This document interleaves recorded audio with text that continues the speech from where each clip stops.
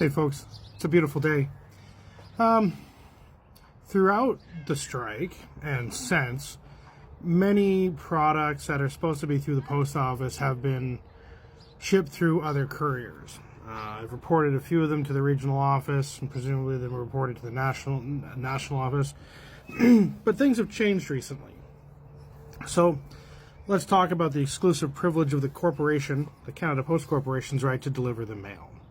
So if you go to the Canada Post Corporation Act of 1985, you can find the exclusive privilege under Section 14. And that's 14.1, subject to Section 15, the corporation has the sole and exclusive privilege of collecting, transmitting, and delivering letters to the addressee thereof within Canada. So, Canada Post is the only one who gets to deliver the mail. But nothing in this act shall be construed as requiring any person to transmit by post any newspaper, magazine, book, catalog, or goods. So there are exceptions to this list. The exclusive privilege referred to in subsection 14.1 does not apply to A. Letters carried incidentally or delivered to the addressee thereof by a friend or a sender of the addressee.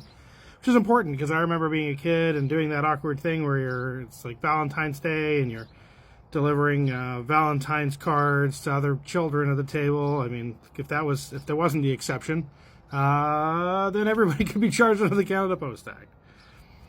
So another one is commissions, affidavits, writs, processes, or proceeding issues by a court of justice. So there are other options for them to deliver. Letters lawfully brought into Canada and forthwith posted thereafter. It's a bit weird, but yeah, so if you bring a piece of mail in from another country, you can post it without the exclusive privilege. D. Letters concerning goods. Letters concerning goods for delivery therewith, carried by a common carrier without pay, reward, advantage, or profit for doing so. So you can, for free, carry mail and deliver it somewhere. Shocker. E.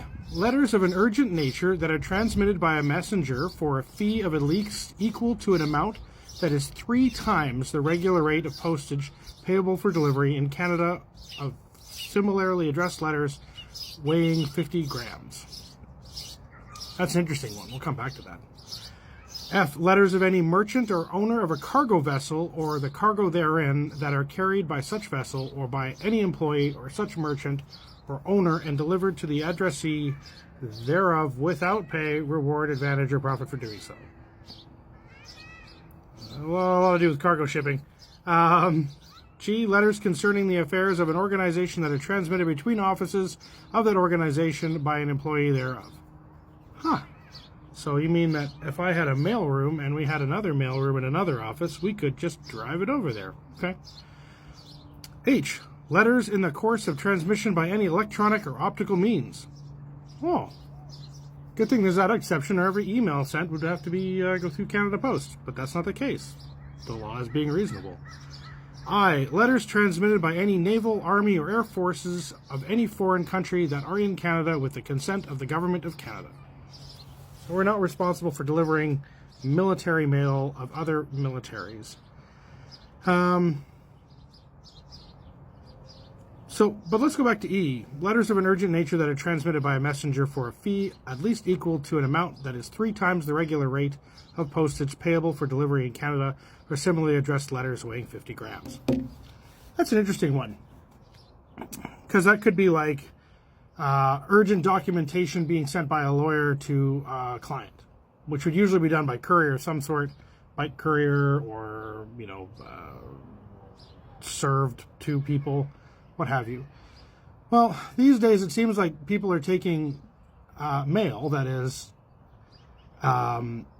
postmarked for Canada Post to deliver, which means that it belongs to the Crown, and then they're stuffing it into another envelope and shipping it through other courier services.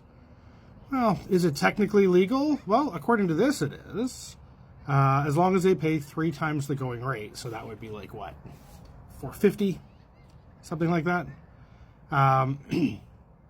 But here's the problem I have. There's been another law that's changed recently, and that's the anti-scab legislation.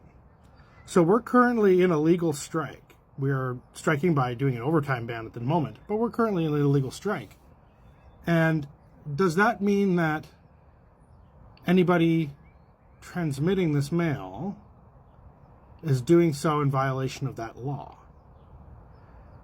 That's a tough question to answer, and I suppose they'll probably keep that one in court for a very long time if we choose to pursue it. But I'd like all of those members out there of other delivery agencies who are part of a union to consider that it might be scab work. And if you determine that it could be scab work as well, I would like you to refuse that.